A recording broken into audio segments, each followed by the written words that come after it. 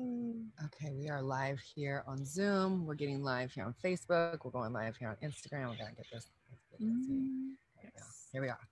All right, we are at Unchurch here, and it is an amazing day. Our first weekend that we have here in October, which is only my favorite High Holy month. So we're gonna dive into all of that. So whether you're joining us here on Zoom or on Facebook Live or on Instagram, we just want to say thank you so much for joining us. Thank you, Shelley, for coming on and being a part of this and just bringing your magic. And we get to just radiate today and really dive into a little bit more of the magic of this time and the closing out of the summer season and the imminent death that is upon us. It's so exciting. Imminent death, exciting. We're excited about the imminent death that is upon us. Yes. So thank you for being here. Let's go ahead and begin with a prayer. And Shelley, you and I can just weave. So I'm just going to start by inviting everyone to take some breaths.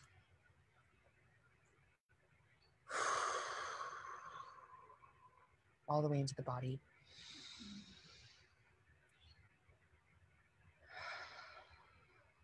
Calling our past, future, and present self into one weaving moment here and now.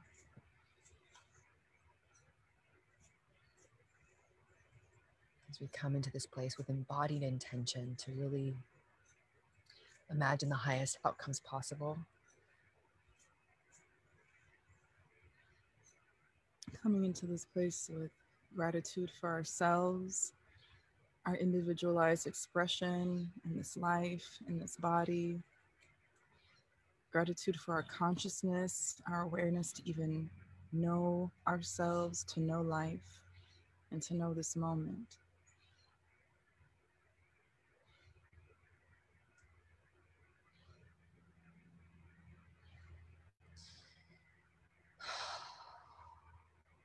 We allow ourselves to be taken over by our breath, to be taken over by this moment, to tap into the infinity that happens when I'm all here.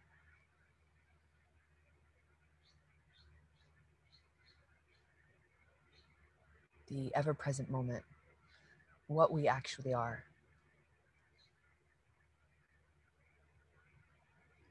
Giving thanks for all the things that make us us, all of the connections, all of the beings, all of the food that we eat beings, all of the life force, all of the animals, all of the family members, the friends, the communities, the houses, the institutions, all of the things, all of the books we've read, just all of the connections that we have in this life that contribute to us, that uplift us, that instruct us, that reflect with us, mirror us, teach us, just giving thanks for all of the allness that is us and how we are supported.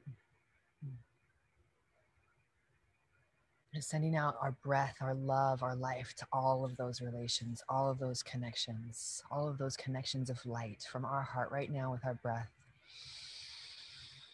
to all of our relations, wherever they're at, whatever they're doing, whatever they're praying for, whatever they're hoping for, whatever they're afraid of.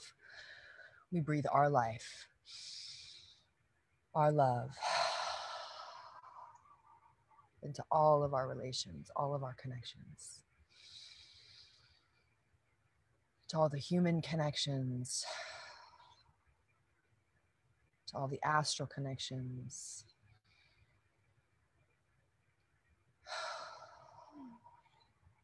to all of the plants and the animals,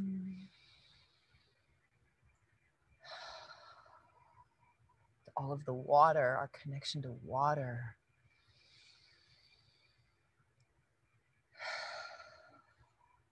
our connection to ourself.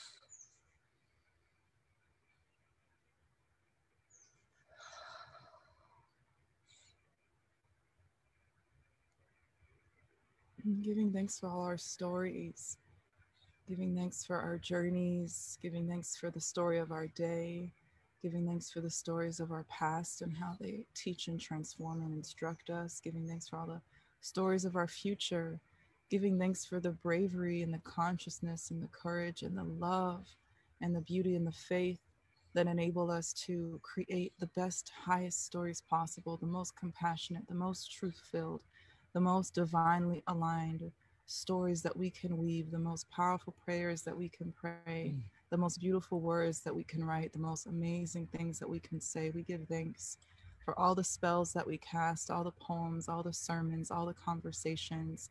We give thanks for these stories that we have and that we continue to share for our life and for all lives.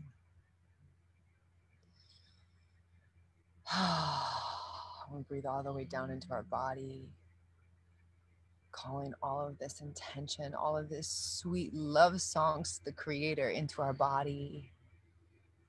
This powerful, beautiful, soft animal vessel, pink. We're all pink on the inside. We're just a bunch of pink little animals. We are so sweet, so tender, little pink animals.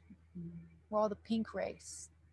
Open us up on the inside. We're all the same, pink. We're just pink little mammals, finding our way through the forest and the deserts and the mountains, learning how to play nice. Help us remember our little pink mammals again, just how we get to play with each other, and that's our power. That's how we want to create from that play place, that sweet little mammal. Oh, we're just here to roll around with each other and create beauty. We're not here to destroy each other and step on each other and need to one-up each other. That's not human nature. That's not human nature. We're reclaiming human nature. Human nature is a sweetness. It's a cuddliness. In the body, in the body, in the body, in the body, in the body, in the body, in the body, in the body, in the body. We experience God in the body.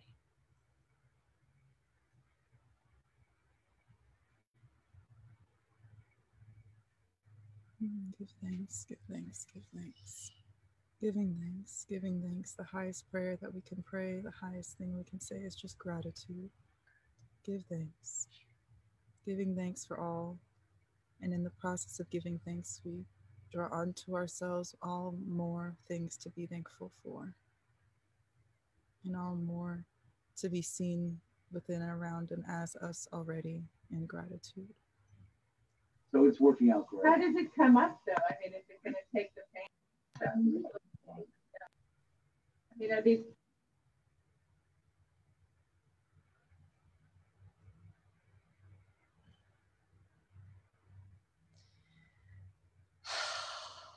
Breathing deep into the body.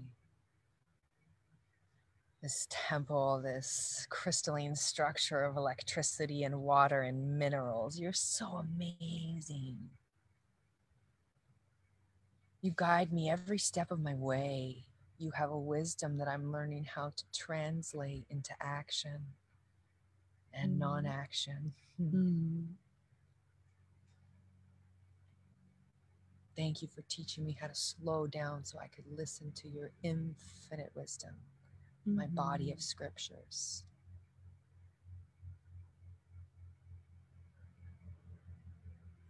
So today we open up this space with the intention, all feelings are welcome here. All feelings are sacred. All that I feel is welcome here. All my feelings are sacred. It's only from that place can we actually choose how to respond and which feelings to respond to. If I'm denying some feelings and welcoming others, they don't get digested. They will come out sideways. They will come out in shadow. They will come out covertly, and I won't even notice it's happening.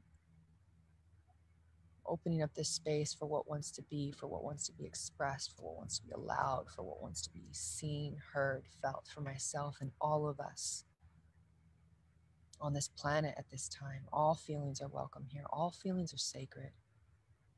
From the child's cry to the old man's remembering of trauma, all feelings are welcome here.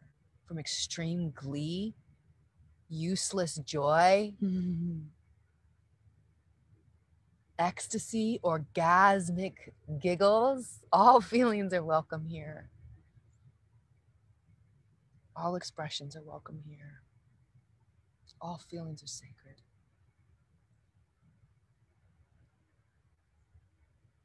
Saying thank you for this opportunity. Thank you.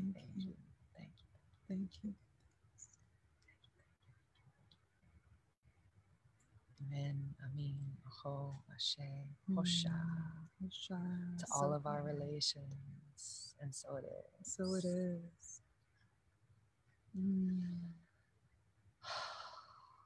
When we're ready, if you have your eyes closed, you can gently open them here. A few people here on Instagram with us, a few people on Zoom, a few people on Facebook. It's so nice. It's so all nice the to dimensions. Right? What's up? Thank you for joining us. Thank you for being with us. Would you like to begin?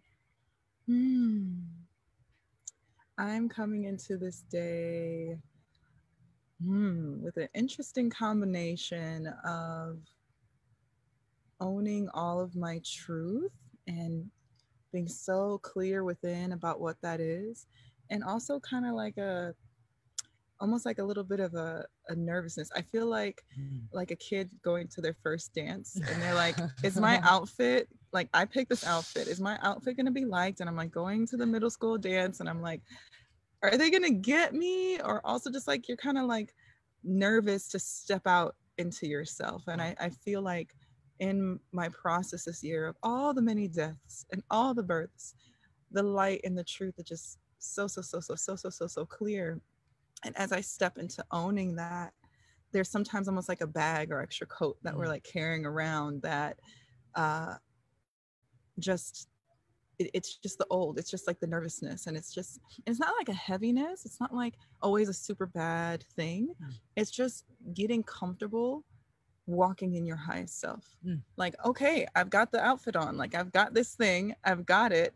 And let me really own it. Let me own this brand new dress. Let me own these new shoes. Let me own this embodiment. Let me own this often unconventional truth that, you know, you are the only unique expression of you ever created. You are the most unique you.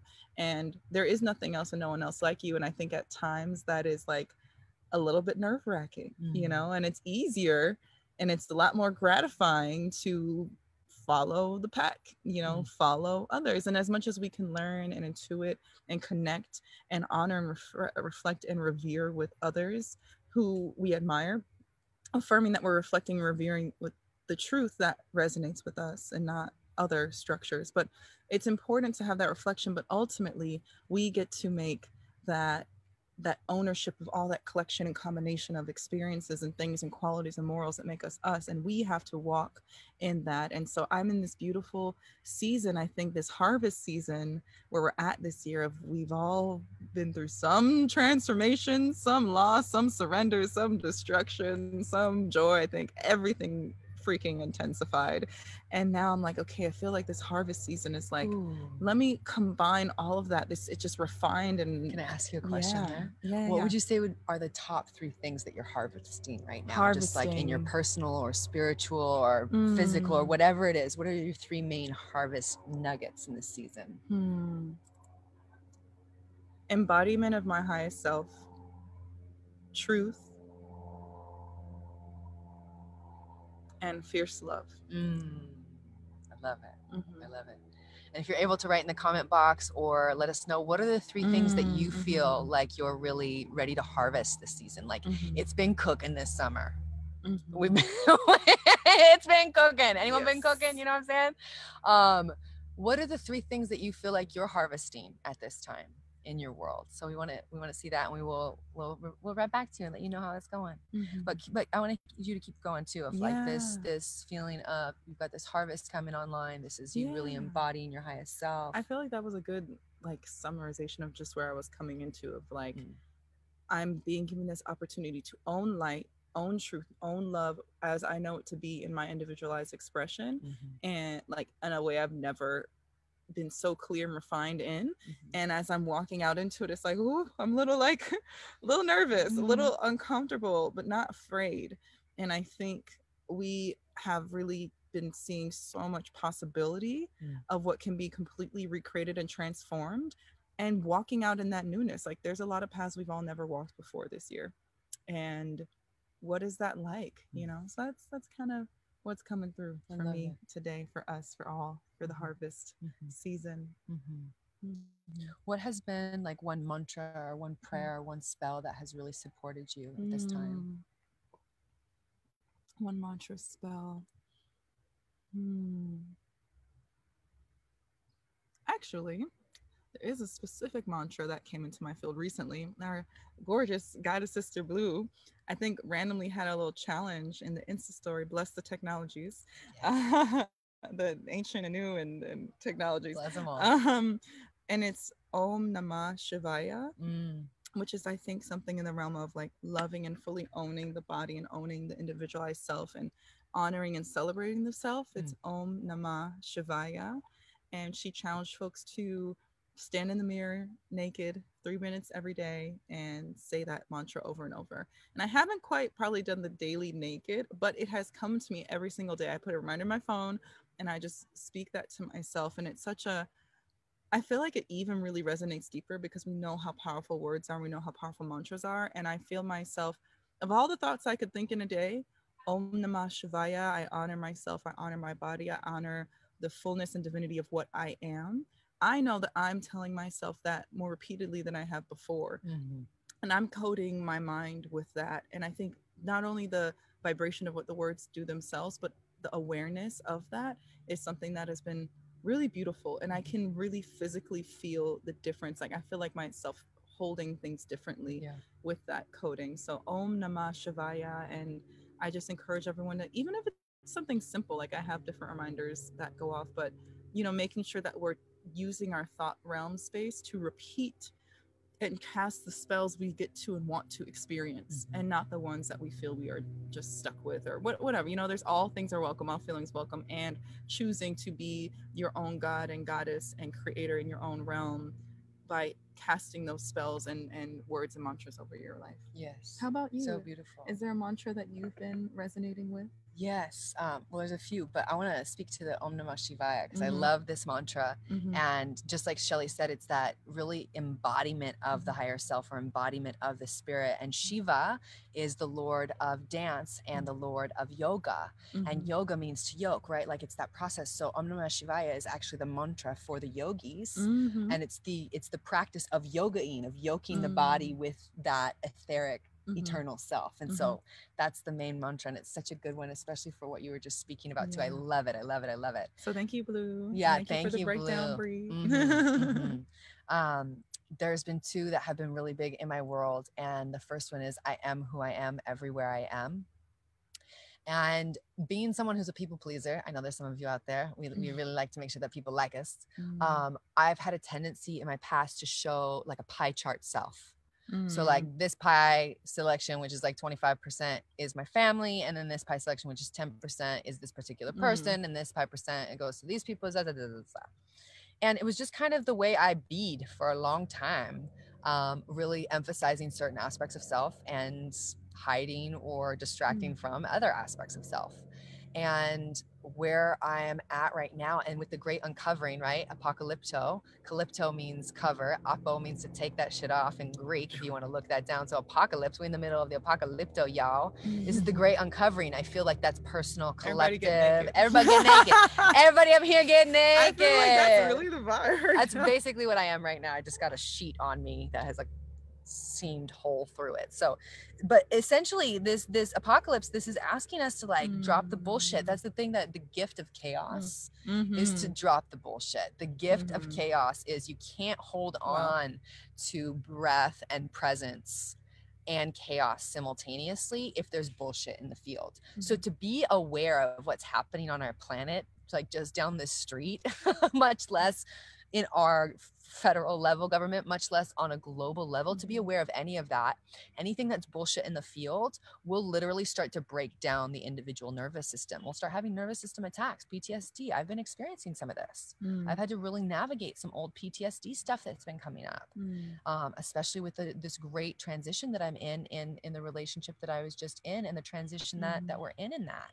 So much fear, so much abandonment, so much hurt has been activated from this lifetime and other lifetimes because of these chaotic events, because of these rapid changes, because of these big shifts in our reality. And so it's almost like when there's a seismic shift, there can be all the buildings on top of that will shift as well. It's like, well, we're being touched so deeply right now on our survival level. It's going to touch all of those experiences of survival. So I share this because in my experience, the thing that has been helping me show up is I am who I am everywhere I am. And the I am that I'm really breathing in is balanced, is focused, is loving, is open, is available, is boundaried, is care, is truly here and is ready to receive you and is ready to receive me in every moment.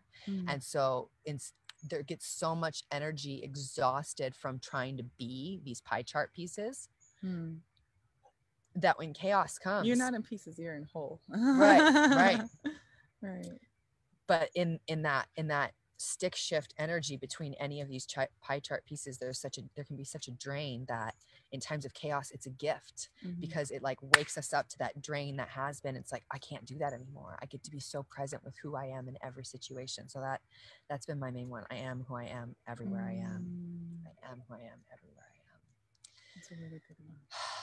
Integrity. So integrity. Yeah. I'm looking at what some other folks have said about what they're calling in. And up here, harvesting strength to walk away from a romantic relationship and instead put my energy towards being in a relationship with myself and focusing on my own healing. Well, gee, weren't we just talking about that? We were just chatting about that, how that seems to be a theme amongst many people right now. Yeah. And I think that comes back to the integrity and being who I am wherever I am, is if you're in relationship and it's something that you can know, we all know when it's not serving us or it's not allowing us to be our true self, that really what you're healing through is to become in integrity with your highest self, your truest self, your most compassionate self, and owning that integrity so that you can be in relationship or magnetize relationship that really vibrates with you. And I think I was even finding myself in that people pleasing recently where, again, like there's a big part of me that reflects and respects and honors the world around me to learn and to, heal and all those things. And at times I felt myself leaning into confining myself or just converting to other standards that other people hold that they'll celebrate more rather than what my standards are. And a couple of my standards, there are not a lot of people who have those, you know what I mean? So I may be a little solo on that path, and sometimes that path is lonely. However, I felt myself really sit with myself naked in bed this morning. Like, I get to own this part of me individually as me, because every other time and anytime, every other time I've tried to hold that quality, it's like you give your power away. Hold a quality that isn't really truly who I am. It's who others are. I'm actually, I'm betraying myself. And then I actually never can have full roots. But when I root into myself and I have the integrity of who I am, then I can, at the end of the day, I'm at that foundational level me. And then there's nothing that can take me from it. And I only want to attract connections, partnerships, clients, life experiences that are my highest self, because every other time I have felt lonely. Every other time I have felt less than, because I'm trying to become something that isn't me. It's like you abandon yourself in order to have the connection. But when the connection's not there because they don't text back or because they don't follow through with an expectation, the abandonment of self is felt double fold. It's not just them leaving or them not being for the connection. It's also acknowledging, and I abandoned myself in order to have that connection. If you abandon yourself for connection, you've already abandoned yourself, and then you get in that false connection, and then you're eventually going to be abandoned because you're actually not that. Because something's not going to connect, and then eventually you feel double abandoned. You're abandoned. Double banded. But if you are always home with yourself and you're always fulfilled, what's the opposite word of abandoned? What would be the opposite? Intimate, right? That would be a good thing if anyone has any suggestions for the opposite word of abandonment. Opposite of abandonment, like connection, rootedness, groundedness. When you're home with yourself, always, you can never be not abandoned. There's been so many moments I've been alone lately, and I'm like, I'm not alone. I am not alone. And of course, always acknowledging to our ancestors and our guides and our just all of our connections. There's so many spirits that walk with us, the seen and unseen. So we're never alone. But really, I felt alone when I was double banded. You know what I mean? I felt alone when I'm just like totally disconnected. That is an aloneness. I think that's a really important point that you could bring be a up, room Shelley. full of people and be real alone. Because the only connection is me with me. Right? Ultimately, like if I'm connecting with you, trying to get something from you or try to impress you, like I'm trying to put something on top of you or I'm trying to take something from you, that is an abandonment of self. And our connection from that place will forever be about me getting something from you or trying to put something on top of you. It's like you're trying to get a thing that's outside of the two of you. It's like we're trying to meet from this point. But if I'm already not needing to get anything because I'm connected within myself and you're connected within yourself and we're connecting from integrity. We're connecting from something that can't be moved. Like who you are is who you are. Who I am is truly who I am. If we're connecting from there, we're not connecting from something that's not rooted. It's like two flames that are self-sustaining. They come together and they make that bigger flame versus like one person with the flame and the other one just trying to like, I can't stay lit. And so I have to constantly come to you of like, in relationship, this happens a lot. And I'll just speak from my own experience of like, I have a self-worth patterning that I often place on the person that I'm in intimate relationship with, where I expect them to love me a certain way. I expect them to validate me in a certain way. I expect them to give me a certain emotional fulfillment.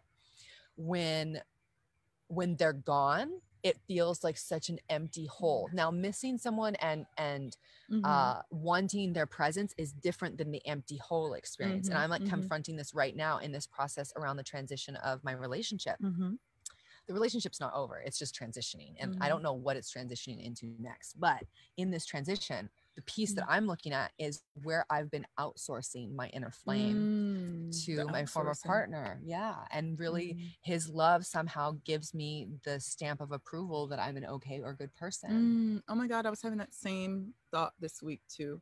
And I feel like sometimes intimate partnership and some types of partnership can feel like such a beautiful success because you've magnetized this combination of human being and this combination of human being to this thing. So that's a beautiful reflection and expression of life. However, you know, it doesn't reflect all, right? So, but when we have that, I think our culture has really attained worth to when we can attract. And even this week, I was like feeling like, okay, like what do I need to be, blah, blah, blah, blah, to attract this thing. And I'm kind of going, actually, that's again outsourcing my worth. It's like on some core, it wasn't like super obvious, but at some core level, I'm feeling like I'll be more worthy when I attract, because then I have this evidence, this physical evidence. No. Because it's like those two flames. If that flame I have is outsourced by some external fuel, like whatever other person or thing or business or anything, family, anything, then at some point my flame can flicker if that leaves. But if I am my own internal flame, if we fuel ourselves from within, if we already have that light, we can light your own flame every single day. If I light my own flame every single day. That's a mantra from Shelley. That just came. Light your own flame every day. That was a co-creation for sure. Do not get your flame from nobody else's flame. Light your own flame every day. Because whether that person stays or leaves, your flame is still lit. Always lit. Yeah. And I think I turn myself on. Right. Yes. Love it. That's just a big theme. That's a big theme. I think that's a big harvest theme. I turn myself on. I turn my power on. I turn my love on. I turn my sex on. I turn myself on. And if there's other people who are going to participate in that, fan-fucking-tastic. But I will not outsource the turning on of my power, attention, love, juice to nobody. Never again. Can I get an amen for those who agree? Like some hearts, some knowings. Like I am never outsourcing my turn on to any human or thing or amount of money or car or fucking superficial or deep or spiritual story or guru or $5,000 a month coaching program, whatever the fuck it is. I'm not going to outsource the fact that I am a motherfucking child of God, goddess I am. Oh, wait, what? Wait, what?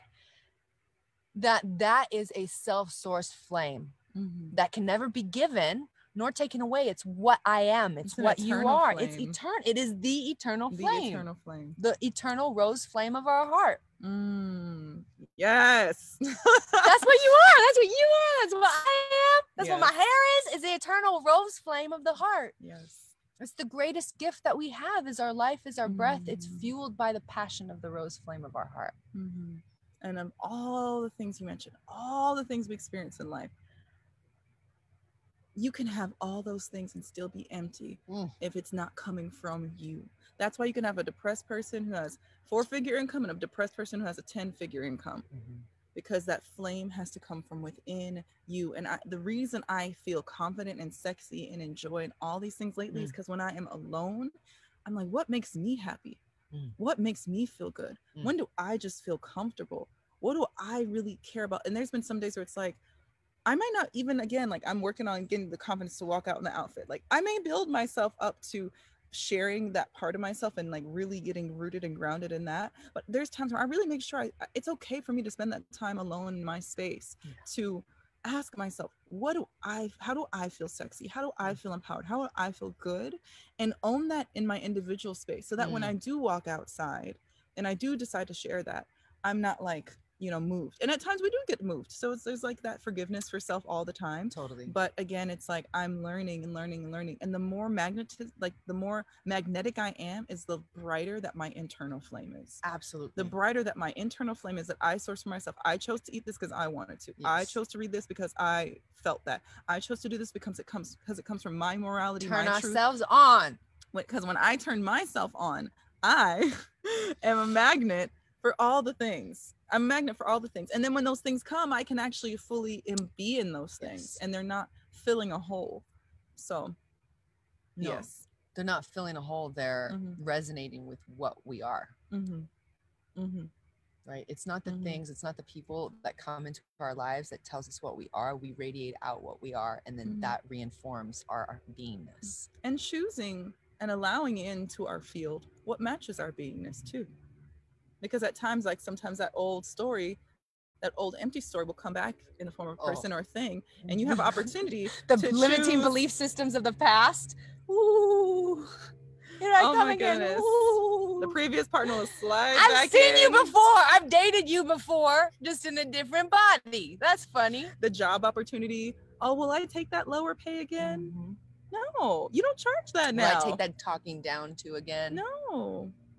You know, even when you're driving, you're really hungry, and like you chose to be in whatever choice you made this week, and that the opportunity to eat the old thing comes up. You don't have to make that choice. You could make the choice that is in alignment with who you are. So once you made that choice with what your internal flame is, not allowing into your space things that don't truly match that flame. Because one of the things I've been noticing is when your light is really, really bright, you attract all the things. You attract other lights, you attract butterflies, you attract flies and mosquitoes. Attract some motherfucking flame-eating motherfucking demons. Mosquitoes like the light too. They like they attract some flame-eating demons. So making sure that you're attracting and choosing other light that vibrates and matches you with the off shoulder and the beaded vibes and the you know, it matches. It's a vibe. Yeah, so we accidentally matched today. Didn't even talk about it. Feels really good. Well, this is perfect. Yin and yang. I really like this part of the eternal flame, and it's almost like coming full circle. Like, how do we feed our internal flame? How do we get our light so bright? How do we turn ourselves on? Is the thing we said at the very beginning. It's about feeling all of our feelings. It's about giving full permission to be exactly who we are. It's about giving permission to be vulnerable, giving permission to be intimate with each other in this moment, giving permission to be who we are feeds our internal flame, which allows us to shine more of who we are, which then feeds our internal flame. It's a toroidal effect, right? The torus, the coming in and out, the eternal, infinite, unconditional giving and receiving of energy, which is what life force is. When we're in the flow of the eternal giving and receiving, we're lighting up our internal flame by saying yes, whatever experience is channeling through us. Because our emotions are visits of channelings. They're not our own. Our feelings are visitings. Our feelings are visitors. They're not our identity. And so when I allow them to visit in a good way and have a welcome place to land and then be on their way when they're complete, that will allow us to continue to feed our internal flame as well. That creates magnetism, that creates gravity to us. Whether you're a mother and you want your children to listen to you, or a partner, you want to connect more, or you're a coach and you want another client, or you're an artist and you want to connect, or you're a teacher and you're a student, whatever it is, that magnetism comes from me loving me, from Shelley loving Shelley, from us loving ourselves so much and being in that full acceptance, full permission to feel all of our feelings until they're fully felt and express them in art and breath and sound and movement and touch and communication and be fully self-expressed. That's how we create the internal flame That's how we light the world on fire, with the beauty of what the human nature actually is, which is our souls, full authenticity. That is what it is. And the intimacy that comes when we're in that full authenticity, the intimacy, the connection is why we're here. We were oneness. We were all ultimately connected. Then we individuated and forgot in order to connect again. Like our drive is to unite. Our drive is to merge. The urge to merge as human oneness is real. And it's not just sex, and it's not just one-on-one. It's all of our consciousnesses, all of our hearts, forever and ever. Amen. Like that's what we are here for, to connect with each other. So that's why you're here. That's why you called into this thing or tuning in or wherever it is, because connection is our main driving force, either the full juice of it or the complete denial of it, just depending on where people are at. And then along the spectrum of that, deep spirituality is actually about connection. Oh, so much good. I have a question. Yeah. So my question is, when you're giving yourself permission to be fully in all feelings, what are some, suggestions or thoughts that you come that help that process where you can do that? Because again, I feel like there's certain spaces that may be safer than others. For sure. To like the dentist's office is like not the place to have the grief breakdown. Yeah. So I think part of it is like, I've gone through and sometimes too, as you're going through all that emotional processing, like you're also learning to master that whole process. Totally. So you may bump up a couple things. So even I think how to deal with some of the messiness, or how some of that pulls over. And what's messy? It's look at all these leaves out on the ground. Right. They're just, nature's messy. Exactly. Well, so it's how do you go through that process of being in all the feelings, and also just dealing with the edges you might bump up against too as you're mastering. Totally. Well, because there's social edges, there's family edges, and then there's personal edges, right? So it's if we're talking about social edges, the best way to explore breath, sound, movement, touch, y'all have heard me talk about this before, a way to digest your emotional expression, get in touch with your breath, get in touch with your sound, get in touch with your movement, get in touch with the touch of your physical space, and also touching the edges of what actually is comfortable for you in that expression. So it's touch on both the physical and the energetic realms. To have a safe space where you can actually breathe, sound, move, and touch without feeling like you need to be vigilant of self is really important. It's why I choose to live where I do. I love living outside in the corner of this property with a little creek down there and lots of space to roam, because I am in a deep emotional process, and breath, sound, movement, touch is every 10 minutes, in between every client call, in between every class that I'm teaching, in between everyone that I sit with. I'm by myself, breath, sound, movement, touch all day long. And it is a way to digest our emotional experience. It's completely free. I didn't make it up. Every tradition does it. Every shamanic tradition, breath, every sound, movement, touch. It's the fuel of shamanic emotional processing from every culture. It's kind of simplified down. How do we move emotion? How do we get through conflict resolution? Breath, sound, movement, touch. We breathe, we make sound, we move, and we touch our physical bodies and touch the edge of our expression, to go to that edge, to let ourselves be there. Roaring ceremony is something I've talked about. We've done a roaring ceremony here on CHURXH of roaring ceremony is you set an intention. I like lighting a candle or having a little bit of an altar, and I get into a state where I'm remembering what's pissing me off. And then I let it rip into a pillow or out into space or underwater, and just go until I'm exhausted.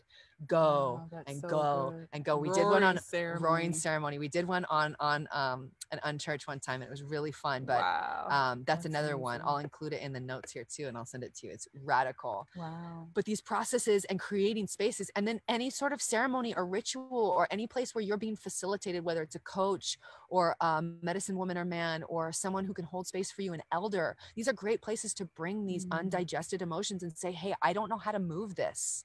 I want to move this, because what's emotion? It's energy and motion. A feeling becomes an emotion when we start feeling it again and again and again. It's now an energy and motion. It's not just a feeling. Feelings are kind of flittery by. They come and go. I'm feeling this, I'm feeling that. But in emotion, there are these archetypes that we can get in loops about. And so to move the emotion back into feeling, back into sensation in the body, and then release it fully is the key. Like a baby, how they cry when they have a fit till they're tired. It's such a natural way to process. That's a delicious way to process. I've been doing these healing-centered protests and continuing to build that more in community. And Which you can find all on her Instagram, which I've included in the notes here. So Artist Shelley Bruce on Instagram. You can find out all about her information, the amazing magic and work that she does. Thank you. Yes, my pleasure. Yeah, tap in for the healing we do, because one of the healings Preston smiled, let us in a roar and a scream. And that was a lot of people's favorite moment. 1,000 people, 500 to 1,000 people, all screaming at the same time. In And Venice. we all needed that in that moment. And I feel like that's something I've been asking myself, like how to facilitate and even in my own body, like mainly my roaring rituals are in my vehicle when I'm driving, because that's like the only place I can scream and cry and laugh as loud as I need to, where like I'm like, no one else will hear this, but again, but I feel like that's something I've been feeling like. I feel like I need to just like let it out and scream. I need to like let it out and sing. I need to let it out and just like fully, because I feel it stored up. So I'm grateful for that like reflection of that idea. Roaring ritual. That's dope. It's time. So I just want to say thank you to all of you for being here on Zoom, on Instagram, on Facebook. Thank you, Shelley, for being here and being in this. I love weaving with you. This just is weaving cool. the conversation and being in Unchurched. And the intention of this is just to be a place where we can have conversations of how to rest, realize how to embody these spiritual concepts and experiences that we've had in deep connection with spirit, in deep connection with life, in deep connection with the heart. How do we live that?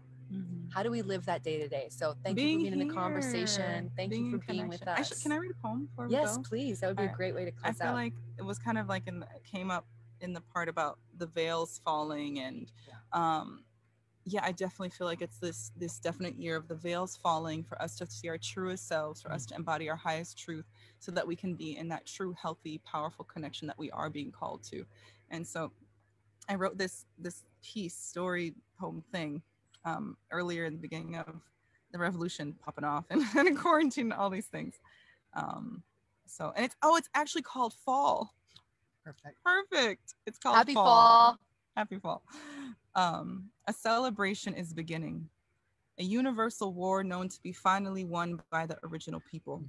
Shango's lightning strikes and Oya's winds tear down old icons. The kings come to the door and we heal the wounds once and for all. I wake up at exactly 5:55 a.m., repeatedly aligning to the numbers of change. Fear, rage, anxiety, and terror rush through me and others, waves that are required to pass. They aren't truly angry with me when they scream. They are just processing the trauma.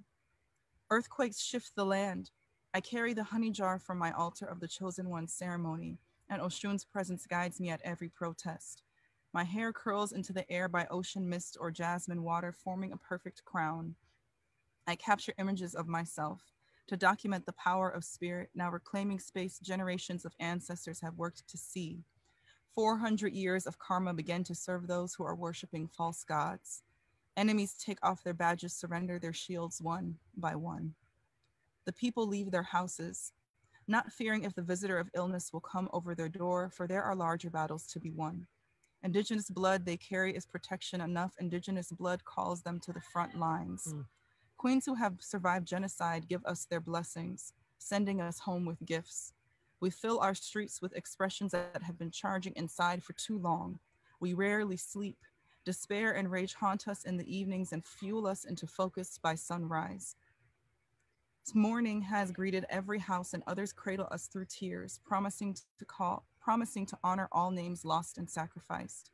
I breathe between long calls and days with angelic reflections to witness my own greatness, a greatness I am not responsible for, but one that has been woven from a web of 1,000 before me, a greatness that is using me and using you to carry us into this next dimension. Spiders of all kinds occupy the corners of my house, spinning silk and designing new paths. The God Mama Erica reminds us to stay on your throne. We realize how we have been here the entire time, blinded by a dense evil. The veils, the shadows, and the towers fall. We lift into a place where victory is ours, and voices once oppressive take their turn in silence. It is our prophesized moment to speak and to lead. Ashe. Ashe. Happy fall. Happy fall, everyone. Let yourself fall. Let it fall, let it fall, let it fall, let it fall, let it fall, let it fall. Whatever's gonna fall, just let it fall. I choose what chooses me. Here's to you and all of your blessed feelings that are sacred and becoming the magnetic force for your own life. No forcing, just the magnetic force. Bless, bless. Love, love, love, love, love, love, love. Peace and love. Bye, everyone. Bye-bye. Give thanks. Bye-bye. Blessings, blessings, blessings.